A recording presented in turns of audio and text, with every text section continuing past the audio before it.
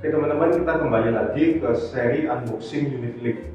Nah, hari ini kita akan belajar tentang sebaiknya apa sih yang harus dibeli seseorang pada saat dia men-setting sebuah polis asuransi. Seringkali klien menanyakan hal ini kepada saya, Win, sebaiknya kalau saya mau beli polis asuransi, manfaat asuransi apa saja yang harus dibeli supaya bisa melindungi tujuan keuangan keluarga saya. Nah, hari ini kita akan meringkasnya dalam 3 hal yang dikenal dengan segitiga profesi. Pertama, kita harus memulainya dengan memiliki manfaat asuransi kesehatan yang cukup.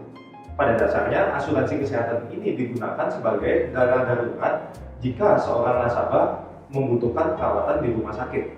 Nah, oleh sebab itu, dia harus punya namanya asuransi kesehatan.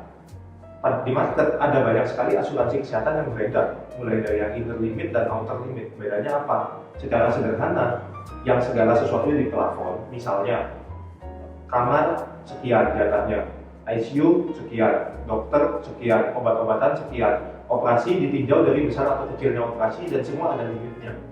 Atau ada juga asuransi jenis kedua yang sifatnya S-CAS, yang artinya berapapun tagihan yang dikeluarkan oleh rumah sakit, maka asuransi membayar sesuai tagihan.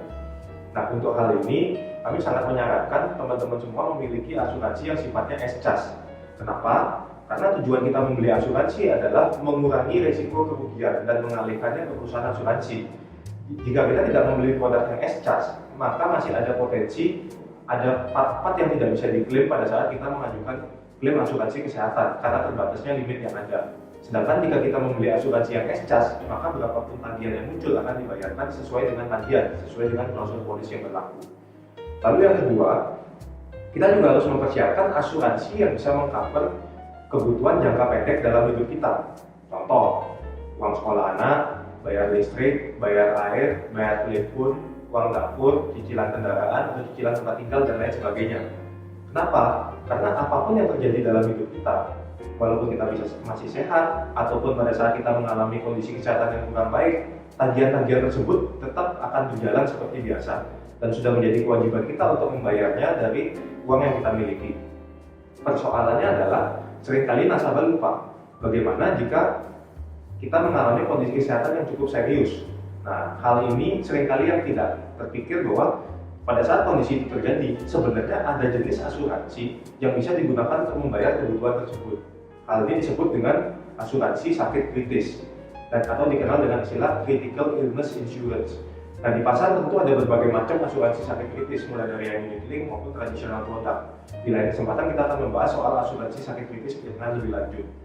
Dan yang terakhir, sebuah asuransi atau polis asuransi yang dimiliki oleh nasabah harus bisa mengcover tujuan keuangan jangka panjang atau kewajiban-kewajiban jangka panjang dari seorang nasabah. Sebagai contoh, misalnya ada nasabah tersebut menggunakan hutang waktu berbisnis atau tidak. Nah, jika dia menggunakan hutang usaha, seringkali hutang usaha ini tidak di-cover oleh asuransi jiwa. Berbeda dengan kredit kepemilikan rumah atau kredit kepemilikan kendaraan bermotor. Nah, kalau hutang usaha atau kredit modal kerja, seringkali jika nasabah tutup usia atau nasabah tadi tidak sanggup membayar, maka akan dilakukan sita jaminan. Nah, yang seringkali terjadi pada family business adalah hanya seseorang dalam keluarga tersebut, yaitu kepala keluarga, yang mengerti bagaimana cara mengelola perusahaan. Sedangkan istri dan anaknya seringkali tidak terlalu paham bagaimana cara menjalankan perusahaan tersebut. Nah, pada saat ada risiko kehidupan yang terjadi secara mendadak, yaitu tutup usia atau meninggal dunia, seringkali anggota keluarga yang lain tidak siap untuk menggantikan si kepala keluarga tadi dalam meneruskan usaha perusahaan tersebut, dan seringkali terjadi gagal bayar terhadap hutang. Nah, di sini asuransi jiwa bisa berperan untuk menutupi kewajiban tersebut. Atau yang kedua, jika dalam sebuah keluarga ada seorang anak yang masih kecil. Nah, seringkali kan dalam jangka panjang tentu sepasang suami istri memiliki rencana akan menyekolahkan anak itu di mana dengan segala proyeksi biayanya. Dan setiap bulan tentu sepasang suami istri ini akan menyisihkan sebagian dari income-nya atau penghasilannya untuk kebutuhan sekolah si anak tadi. Nah, bagaimana jika dalam perjalanan waktu terjadi risiko kehidupan yang tidak pernah diduga oleh pasangan ini? Misalnya si pencari nafkah atau si ayah dipanggil pulang oleh Yang Maha Kuasa. Nah, seringkali kondisi ini membuat keluarga tidak siap, dan akhirnya seringkali anak tadi tidak jadi sekolah di sekolah yang diharapkan oleh kedua orang tuanya jika mereka belum berhasil mengumpulkan sejumlah uang yang cukup untuk bisa menyekolahkan anak ini.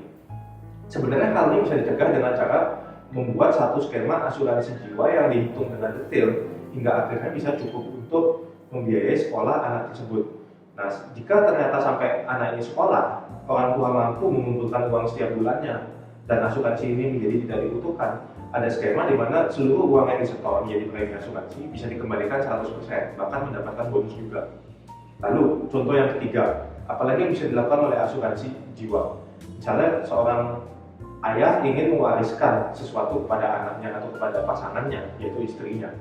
Nah, ada banyak sekali cara untuk mewariskan sesuatu. Bisa dengan cara beli aset dan lain sebagainya.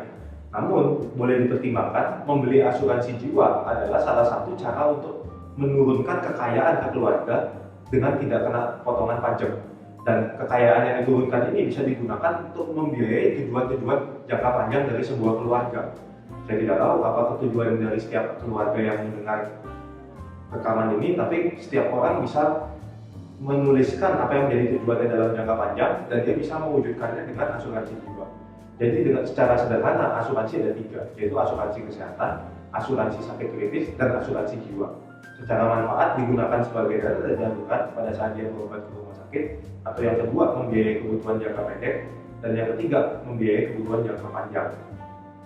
Setelah mendengar rekaman ini, saya berharap teman-teman sekalian jadi lebih paham bagaimana cara mengedukasi nasabah kita masing-masing, dan setiap nasabah yang mungkin juga mendapatkan rekaman ini boleh untuk mencoba untuk membuka polisnya masing-masing. Jika selama ini pernah membeli 1 atau lebih polis, coba dibuka pelan-pelan, teman-teman pelajari satu persatu klausul yang ada di dalam polis tersebut.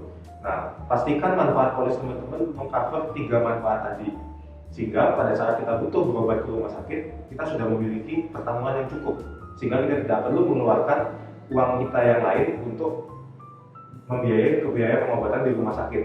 Yang kedua, pada saat kita mengalami risiko gangguan kesehatan yang cukup serius seperti stroke, jantung, atau kanker, kita juga tidak perlu khawatir karena kebutuhan untuk membayar cicilan, biaya hidup, sekolah anak, dan lain sebagainya bisa di-cover dari klaim asuransi yang kita dapatkan.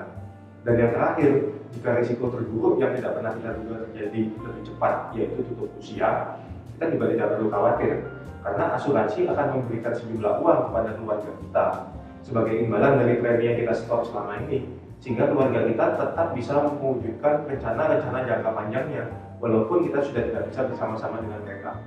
Semoga pembahasan kita hari ini tentang apa manfaat dari asuransi unit link bisa memberikan sedikit pencerahan kepada para pendengar sekalian. Terima kasih, sampai jumpa di kesempatan berikutnya.